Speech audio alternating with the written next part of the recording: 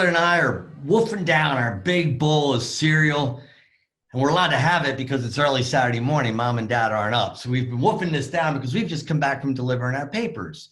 And we're sort of like musing about what we're going to do with our Saturday. And I'm thinking about all the fun things I'm going to do. And my brother reminds me it's collection Saturday.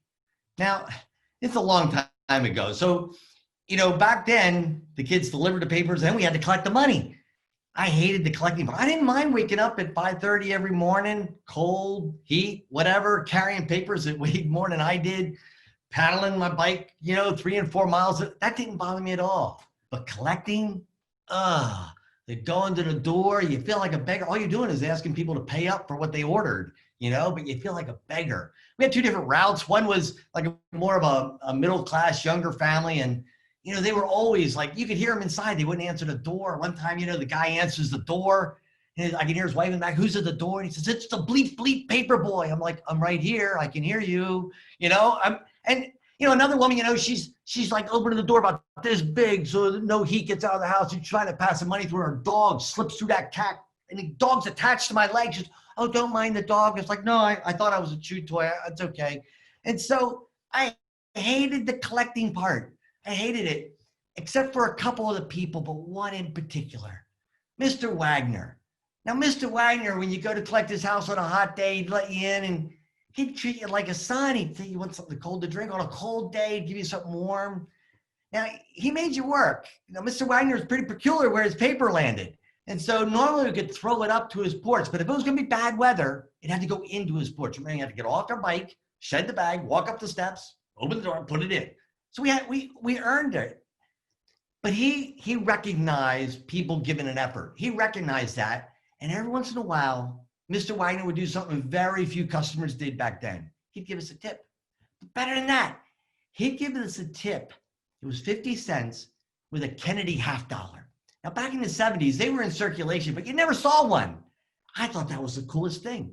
So when I got home and we put all the money in a pile, my brother had an accounting system. He's a business major. He's got the whole accounting. So we put all it in and we'd figure out how many hours myself and he and my sister had worked and divvy it all out. So the tips were part of the profit. They were just divided evenly. But I'd always say, can I have my pay with part of my pay with that 50-cent piece? And he's like, sure, it's 50 cents. And I take that 50-cent piece because it was special. And I would put it in my piggy bank. Now, it wasn't a pig, it was a panda. And it was the ugliest panda you've ever seen. I'd won it at some state fair somewhere. And believe me, this thing did not get better with age. It got a little creepy looking actually after a while. But you put the coin in the back of the panda's head. And I did that over 6 years. And every time I got a tip from Mr. Wagner, which, wasn't all the time, but I'd put that 50-cent piece in that panda. Well, go to college, I come home, that panda moved to my first apartment, my second apartment, moves to our house with my wife, moves to the second house, and it's all the way in the back of the closet. Like I say, this panda's not improving with age. My wife was like, why don't you just put that money with the rest of the money? I was like, no, those are special because Mr. Wagner gave me those. And so I didn't want to just spend it and have it disappear. And so I was kind of stumped, like, how do you pass this special on? And the day came when our son comes, he says, I lost my tooth. I know where that's going to go. So I run and get the panda and pull off the little bottom, and I pull out one and I give it to the tooth fairy.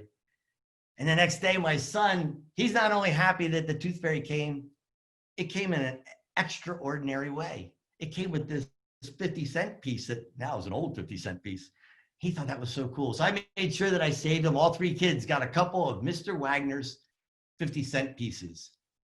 And so Mr. Wagner, he was just giving us a little tip. But he did it in an extraordinary way. He treated us with respect, and it wasn't something that he did it really from his heart, not something that he had to do. And then it became something extraordinary to me. And what was neat was because it carried that sort of flavor, I wanted to pass it on in an extraordinary way. And what's more extraordinary than a tooth fairy, right? And so thank you, Mr. Wagner, for being an extraordinary person and setting the tone for me to be able to pass it on in an extraordinary way. Take care.